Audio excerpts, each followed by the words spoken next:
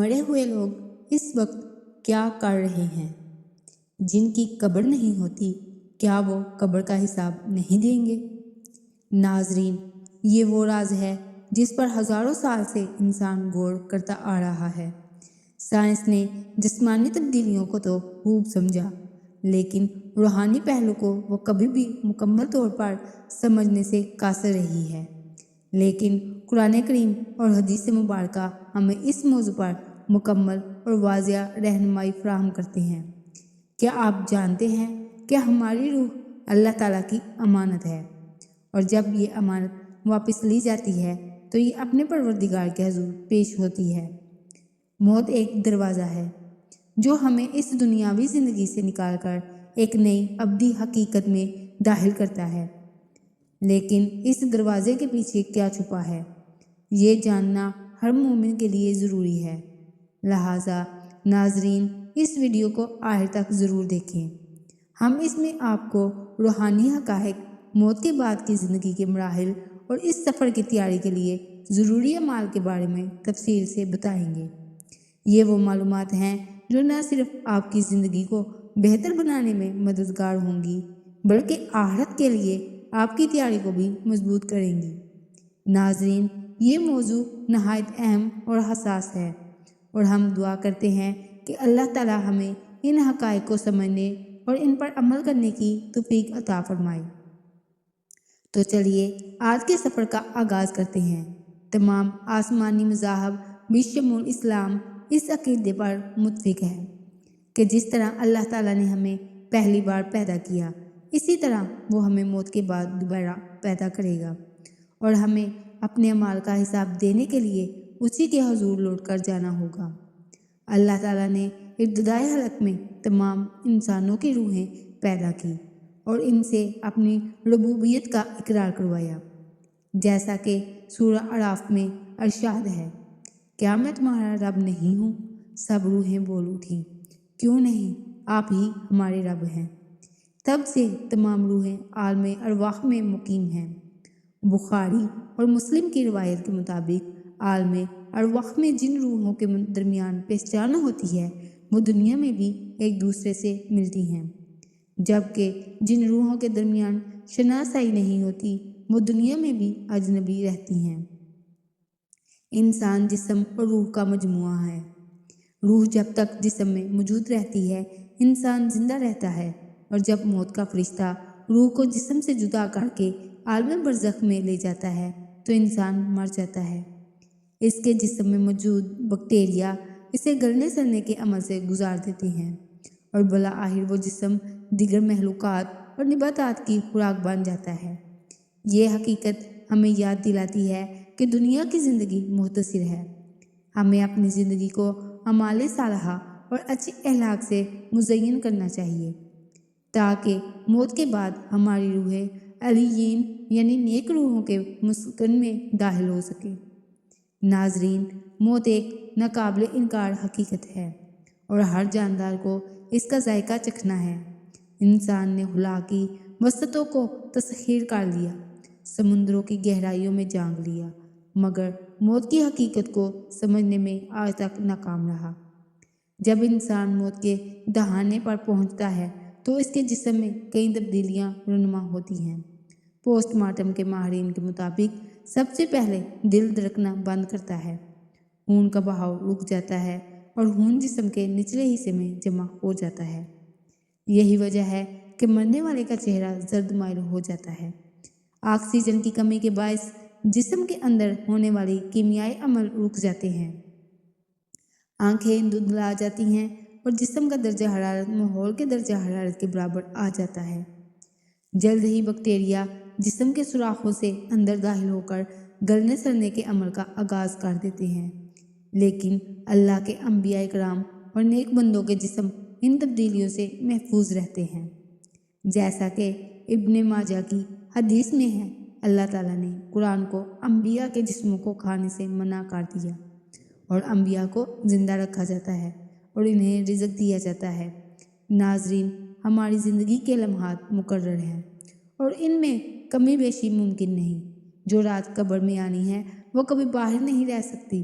یہ دنیا ایک امتحان ہے اور موت اس امتحان کا اختتام ہے۔ یہ حقیقت ہے کہ دنیاوی زندگی فانی ہے اور ہمارے ساتھ صرف ہمارے اعمال رہ جائیں گے۔ موت ایک حقیقت ہے، لیکن ہمیں اسے خوف کی بجائے راحت اور نجات کے ذریعے کے طور پر دیکھنا چاہیے۔ یہ حال کے کائنات سے ملاقات کا ذریعہ ہے اور نیک اعمال کے بدلے علیین میں اعلیٰ مقام کا سبب بنتی ہے۔ فرشتے نیک روح کو مومنین کے پاس لے جاتے ہیں، جہاں اسے بے حد خوشی اور سکون نصیب ہوتا ہے۔ وہاں دیگر ارواح اس سے دنیا کے حالات دریافت کرتی ہیں اور اسے خوش آمدید کہتی ہیں۔ اس کے برعکس کافر اور منافق کے لیے موت گناہوں کے بڑھنے کا اختتام ہے۔ گویا موت پر ہر کسی کے لیے ایک نئی حقیقت کا آغاز ہے۔ ہمیں چاہیے کہ موت کو جدائی کے غم کی بجائے ایک ابدی راحت اور ایک نئی زندگی کے آغاز کے طور پر دیکھیں۔ آخر میں ہمیں دعا مانگنی چاہیے، اے اللہ موت کے لیے میرے لیے ہر قسم کی شر سے نجات کا ذریعہ بنا دے۔ ناظرین، زندگی کو نیک اعمال، محبت اور اصرار کے جذبے کے ساتھ گزارنا چاہیے تاکہ ہمیں آخرت میں کامیابی ہو اور ہماری روحیں علیین میں اعلیٰ مقام حاصل کر سکیں۔ ناظرین، قبر کی زندگی اور اس کے عذاب کا ذکر نہایت اہم اور سنجیدہ موضوع ہے جو ہمیں اپنی زندگی پر غور کرنے کی دعوت دیتا ہے۔ ایک روایت میں حضرت زید بن ثابت رضی اللہ تعالیٰ عنہ بیان کرتے ہیں کہ وہ رسول اللہ صلی اللہ علیہ وآلہ وسلم کے ساتھ بنو النجار کے ایک باغ میں موجود تھے۔ آپ صلی اللہ علیہ وآلہ وسلم اپنے خچر پر سوار تھے کہ اچانک خچر بدکنے لگا۔ قریب تھا کہ آپ نیچے گر جاتے۔ وہاں کچھ قبریں تھیں۔ آقا کریم صلی اللہ علیہ وآلہ وسلم نے پوچھا، کیا کوئی ان قبر والوں کو جانتا ہے؟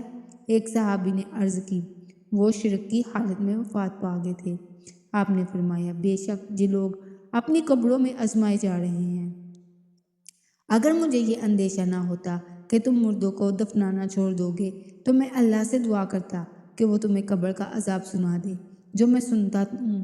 حضرت عبداللہ بن مسعود رضی اللہ تعالیٰ عنہ کی روایت کے مطابق رسول اللہ صلی اللہ علیہ وآلہ وسلم نے فرمایا، بے شک مردوں کو ان کی قبروں میں عذاب دیا جاتا ہے، یہاں تک کہ چوپائے ان کی آوازیں سنتے ہیں۔ یہ یاد رکھنا ضروری ہے کہ عذاب قبر یا عذاب برزخ کا تعلق صرف قبر میں دفن ہونے سے نہیں، چاہے انسان کو آگ میں جلایا جائے، سمندر میں ڈالا جائے یا کسی جانور نے اسے کھا لیا ہو، قبر کا عذاب اس تک پہنچے گا اگر وہ اس کا مستحق ہوا۔ اللہ تبارک تعالیٰ ہر چیز پر قادر ہے اور کوئی چیز اس کی قدرت کو عاجز نہیں کر سکتی۔ ناظرین، ہمیں قبر کی زندگی کے لیے تیاری رکھنا چاہیے۔ حضرت برا بن عذاب رضی اللہ تعالیٰ عنہ سے مروی ہے کہ رسول اللہ صلی اللہ علیہ وآلہ وسلم ایک جنازے کے موقع پر قبر کے کنارے بیٹھے رو رہے تھے۔ آپ کے آنسو مٹی کو تر کر رہے تھے۔ پھر آپ صلی اللہ علیہ وآلہ وسلم نے فرمایا، اے میرے بھائیو، اس دن کے لیے تیاری کرو۔ یہ دن ہر کسی کی زندگی میں آئے گا اور ہمیں اس کے لیے نیک اعمال اور ایمان کے ذریعے تیاری کرنی چاہیے۔ رسول کریم صلی اللہ علیہ وآلہ وسلم نے فرمایا، میت کے پیچھے 3 چیزیں جاتی ہیں، اس کا اہل و عیال، اس کا مال اور اس کے اعمال، لیکن 2 چیزیں واپس آ جاتی ہیں، اہل و عیال اور مال، اور صرف اعمال اس کے ساتھ باقی رہتے ہیں۔ لہٰذا ہمیں اپنی زندگی میں ایمان کو مضبوط کرنا چاہیے اور زیادہ سے زیادہ نیک اعمال انجام دینے کی کوشش کرنی چاہیے، کیونکہ یہی اعمال ہمارے لیے آخرت میں روشنی اور سکون کا ذریعہ بنیں گے۔ یہ گھڑی کب آئے گی کسی کو معلوم نہیں۔ موت دنیاوی زندگی کا ایک ایسا اختتام ہے جو ہر انسان کے لیے نصیب میں لکھا گیا ہے۔ حساب و کتاب کے بعد ایک ایسا مرحلہ آئے گا جو ہر انسان کی قسمت کا فیصلہ کرے گا۔ یہ وہ لمحہ ہوگا جب نامہ اعمال لوگوں کے ہاتھوں میں دیا جائے گا۔ قرآن کریم اس منظر کو یوں بیان کرتا ہے، اور نامہ اعمال سامنے رکھ دیے جائیں گے تو گناہ گار اس کی تحریر سے خوف زدہ ہوں گے اور کہیں گے، ہائے ہماری خرابی، یہ کیسی کتاب ہے جس نے کوئی چھوٹا بڑا عمل بغیر لکھے چھوڑا ہی نہیں، اور جو کچھ انہوں نے کیا تھا سب موجود پائیں گے، اور تیرا رب کسی پر ظلم نہ کرے گا۔ ناظرین، یہ مرحلہ گناہ گاروں کے لیے بہت سخت ہوگا۔ اعمال نامہ کھلنے کا لمحہ ان کے تمام اعمال کو بے نقاب کر دے گا اور وہ خوف کے عالم میں پکار اٹھیں گے۔ اس وقت انسان دو گروہوں میں تقسیم ہو جائے گا۔ نیک کار وہ خوش نصیب لوگ ہوں گے جنہیں قیامت کے دن ان کے نام اعمال دائیں ہاتھ میں دیے جائیں گے، اور یہ لمحہ ان کے لیے مسرت، فخر اور خوشی کا باعث ہوگا۔ وہ اپنے نام اعمال کو فخری انداز میں اٹھا کر کہیں گے، لو میرا اعمال نامہ پڑھو۔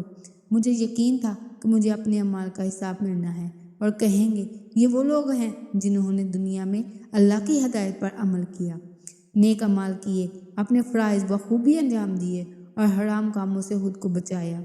انہوں نے نماز، روزہ، زکوٰۃ اور حج جیسے فرائض کو پورے طریقے سے ادا کیا۔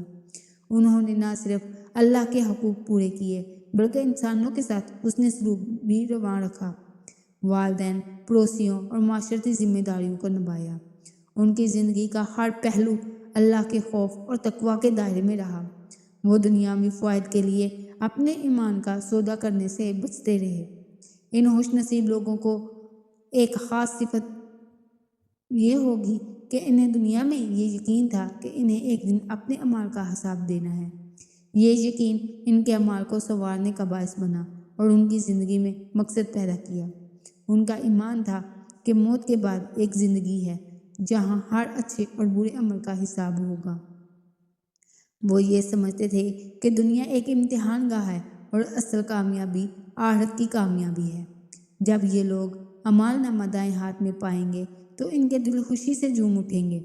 وہ فخر کریں گے کہ دنیا میں انہوں نے اللہ کے احکامات کی پیروی کی اور آج انہیں اس کا صلہ مل رہا ہے۔ وہ نہ صرف خود خوش ہوں گے بلکہ دوسروں کو بھی اپنے اعمال نامے کی کامیابی دکھائیں گے۔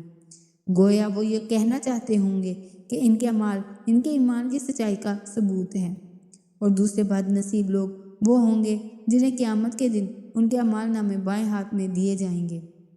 یہ لمحہ ان کے لیے شدید افسوس، پچھتاوے اور خوف کا باعث ہوگا۔ وہ کہیں گے کاش مجھے میری کتاب دی ہی نہ جاتی اور نہ میں جانتا کہ حساب کیا ہے۔ کاش موت میرا کام تمام کر دیتی، میرے مال نے بھی مجھے کوئی فائدہ نہ دیا، میرا اختیار بھی مجھ سے چھین لیا گیا۔ اعمال نامہ کا بائیں ہاتھ میں دیا جانا اس بات کی علامت ہے کہ یہ لوگ دنیا میں اللہ کے احکام کی خلاف ورزی کرتے رہے۔ انہوں نے اپنی زندگی عیش و عشرت میں گزاری اور آخرت کو فراموش کیا۔ ان کے اعمال نامے گناہوں سے بڑے ہوں گے۔ ان میں جھوٹ، فریب، ظلم، چوری، نافرمانی اور دوسروں کے حقوق کی پامالی درج ہوگی۔ یہ بد نصیب لوگ شدید مایوسی اور پچھتاوے کا شکار ہوں گے اور کہیں گے کاش ہمیں اعمال نامہ نہ دیا جاتا۔ وہ موت کی آرزو کریں گے لیکن جان لیں گے کہ اب کوئی واپسی نہیں۔ ان کا انجام جہنم ہے۔ اس کے بعد پل صراط کا مرحلہ آئے گا۔ یہ پل بال سے باریک اور تلوار سے زیادہ تیز ہوگا۔ مومن اسے عبور کر لیں گے اور کافر جہنم میں گر جائیں گے۔ پل صراط کے بعد حقوق العباد کا حساب ہوگا، پھر جنت میں داخلہ ملے گا۔ جنت میں اللہ تعالیٰ کی بے شمار نعمتیں ہوں گی، نہ کوئی غم ہوگا نہ خوف۔ سب سے بڑی نعمت اللہ تعالیٰ کا دیدار ہوگا۔ جنتی ہمیشہ ہمیشہ کے لیے خوشحال زندگی بسر کریں گے۔ ناظرین، قبر کے بعد انسان عالم برزخ میں داخل ہو جاتا ہے۔ یہ وہ عالم ہے جو دنیا اور آخرت کے درمیان حائل ہے۔ یہاں انسان کو اس کے اعمال کے مطابق نعمتیں یا تکالیف دی جاتی ہیں۔ نیک لوگوں کے لیے برزخ جنت کا پیش خیمہ ہوتا ہے، جبکہ گناہ گاروں کے لیے یہ عذاب کی تمہید بن جاتا ہے۔ ناظرین، روحیں برزخ میں بھی شعور رکھتی ہیں۔ وہ ایک دوسرے کو پہچانتی ہیں اور دنیا کے حالات کے بارے میں سوال کرتی ہیں۔ جب کسی نیک انسان کی روح برزخ میں داخل ہوتی ہے تو دوسری نیک روحیں خوشی کا اظہار کرتی ہیں اور پوچھتی ہیں فلاں شخص کا کیا حال ہے، فلاں عورت زندہ ہے یا نہیں۔ اگر بتایا جائے کہ وہ ابھی دنیا میں ہے تو وہ کہتی ہیں چھوڑ دو، اسے ابھی مہلت ملی ہوئی ہے، اور اگر بتایا جائے کہ وہ فوت ہو چکا ہے اور یہاں نہیں آیا تو وہ سمجھ جاتی ہیں کہ اسے اچھے انجام کی توفیق نہ ملی۔ ناظرین، برزخ میں نیک روحیں پرندوں کی شکل میں جنت کے درختوں پر بسیرا کرتی ہیں، جنت کی نعمتیں کھاتی ہیں اور اللہ کے عرش کے نیچے لٹکے کندیلیوں میں آرام کرتی ہیں، جبکہ بدکار روحیں سخت پابندی میں ہوتی ہیں۔ انہیں نہ سکون نصیب ہوتا ہے نہ چین۔ ناظرین، برزخ کا عذاب اور راحت دونوں حق ہیں، ان کا انکار گمراہی ہے۔ قرآن و حدیث میں بار بار اس کا ذکر آیا ہے تاکہ انسان غفلت سے نکل آئے۔ ناظرین، قیامت کے دن تک یہ سلسلہ جاری رہے گا، پھر جب سور پھونکا جائے گا تو تمام روحیں دوبارہ اپنے اجسام میں لوٹا دی جائیں گی۔ قبریں شق ہو جائیں گی، مردے اٹھ کھڑے ہوں گے اور میدان حشر میں سب کو جمع کیا جائے گا۔ ناظرین، اس دن کوئی کسی کا کام نہیں آئے گا، نہ ماں، نہ باپ، نہ اولاد، نہ دوست، نہ رشتہ دار، ہر انسان اپنی فکر میں مبتلا ہوگا۔ ناظرین، اعمال نامے کھولے جائیں گے، کسی کا نامہ اعمال دائیں ہاتھ میں دیا جائے گا، وہ خوشی سے کہے گا لو پڑھو میرا نامہ اعمال، اور جس کا بائیں ہاتھ میں یا پیٹھ کے پیچھے دیا گیا وہ حسرت سے کہے گا کاش مجھے میرا نامہ اعمال نہ دیا جاتا۔ ناظرین، میزان قائم کی جائے گی، نیک اعمال تولے جائیں گے اور ذرا برابر بھی ظلم نہ کیا جائے گا۔ جس کے پلڑے بھاری ہوں گے وہ کامیاب ہوگا اور جس کے ہلکے ہوں گے وہ خسارے میں رہے گا۔ ناظرین، اس کے بعد پل صراط قائم ہوگا جو جہنم کے اوپر سے گزرے گا۔ مومن بجلی کی طرح گزر جائیں گے جبکہ گناہگار لڑکھڑا جائیں گے۔ ناظرین، کچھ لوگ پل صراط پر آہستہ آہستہ چلیں گے، کچھ گھٹنوں کے پل رینگیں گے اور کچھ وہیں جہنم میں گر جائیں گے۔ یہ سب کچھ انسان کے اعمال کے مطابق ہوگا۔ ناظرین، اس دن سب سے بڑی کامیابی یہ ہوگی کہ اللہ تعالیٰ بندے سے راضی ہو جائے۔ ناظرین، جہنم ایک حقیقت ہے، اس کی آگ دنیا کی آگ سے 70 گنا زیادہ شدید ہے۔ وہاں نہ موت آئے گی نہ زندگی کا سکون ہوگا۔ جہنمی چیخیں گے، فریاد کریں گے، مگر ان کی کوئی سننے والا نہ ہوگا۔ ناظرین، اس کے برعکس جنت میں وہ مقام ہے جس کے لیے آنکھوں نے کبھی ایسا منظر نہیں دیکھا، کانوں نے کبھی ایسی آواز نہیں سنی اور دل نے کبھی ایسا خیال نہیں کیا۔ ناظرین، جنت میں داخل ہونے والوں سے کہا جائے گا سلامتی ہو تم پر، ہمیشہ کے لیے یہاں رہو، وہاں نہ کوئی غم ہوگا، نہ خوف، نہ بیماری، نہ بڑھاپا۔ ناظرین، سب سے پہلے بڑی نعمت اللہ تعالیٰ کا دیدار ہوگا۔ مومن اپنے رب کو دیکھیں گے اور یہی ان کے لیے سب سے بڑی کامیابی ہوگی۔ ناظرین، یہ سب سن کر ہمیں خود سے سوال کرنا چاہیے کہ ہم کس راستے پر چل رہے ہیں۔ کیا ہمارے اعمال ہمیں جنت کے قریب لے جا رہے ہیں یا جہنم کے؟ ناظرین، ابھی وقت ہے، سانس باقی ہے، در توبہ کھلا ہے۔ اللہ تعالیٰ کی رحمت سے مایوس نہ ہو، سچی توبہ گار انسان کو بدل دیتی ہے۔ ناظرین، سچی توبہ انسان کو گناہوں کی تاریکی سے نکال کر ہدایت کی روشنی میں لے آتی ہے۔ جب بندہ دل سے اللہ کے سامنے جھک جاتا ہے تو اس کی زندگی بدل جاتی ہے۔ ناظرین، اللہ تعالیٰ کی رحمت اتنی وسیع ہے کہ اگر بندہ پہاڑوں کے برابر گناہ بھی لے آئے اور سچی توبہ کر لے تو اللہ سب معاف فرما دیتا ہے۔ ناظرین، یہی وہ امید ہے جو انسان کو مایوسی سے بچاتی ہے۔ ناظرین، جو شخص دنیا میں اللہ سے ڈرتا ہے، اللہ قیامت کے دن اسے خوف سے محفوظ رکھے گا۔ جو یہاں اللہ کے لیے رو لیتا ہے وہ وہاں ہنسنے گا۔ ناظرین، نبی کریم صلی اللہ علیہ وآلہ وسلم نے فرمایا، عقل مند وہ ہے جو اپنے نفس کو قابو میں رکھے اور موت کے بعد کے لیے عمل کرے، اور بیوقوف وہ ہے جو اپنی خواہشات کے پیچھے چلے اور اللہ سے جھوٹی امیدیں لگائے۔ ناظرین، ہمیں اپنی زندگی کو قرآن اور سنت کے مطابق گزارنا چاہیے۔ نماز، روزہ، زکوٰۃ، حج صرف عبادات نہیں بلکہ ہماری اصلاح کا ذریعہ ہے۔ ناظرین، جب انسان حلال کو اختیار کرتا ہے اور حرام سے بچتا ہے تو اس کا دل پاک ہو جاتا ہے۔ ناظرین، دنیا کی محبت دل سے نکل جائے تو آخرت آسان ہو جاتی ہے۔ یاد رکھیں، یہ دنیا ہمیشہ رہنے کی جگہ نہیں ہے، اصل جگہ آخرت ہے۔ ناظرین، جو شخص اپنی قبر کو سنوار لیتا ہے وہ قیامت کے دن کو کامیاب ہو جاتا ہے۔ اللہ ہمیں نیک بندوں میں شامل فرمائے اور ہمارا انجام خیر فرمائے۔ آمین ثم آمین۔ ناظرین، آخر میں ہمیں یہ بات ہمیشہ یاد رکھنی چاہیے کہ موت ایک حقیقت ہے جو کسی وقت بھی آ سکتی ہے، نہ کوئی اطلاع نہ کوئی مہلت۔ اس لیے عقل مندی اسی میں ہے کہ انسان ہر دن کو آخری دن سمجھ کر گزارے۔ ناظرین، جو شخص اللہ کی یاد میں جیتا ہے اس کی موت کو بھی سکون والی ہوتی ہے اور جو غفلت میں زندگی گزار دیتا ہے اس کے لیے موت سخت ہو جاتی ہے۔ ناظرین، آج ہم جو کچھ بھی کر رہے ہیں وہ سب ہمارے ساتھ قبر میں جائے گا۔ ناظرین، خوش نصیب ہے وہ شخص جو دنیا میں اپنی آخرت بنا لیتے ہیں۔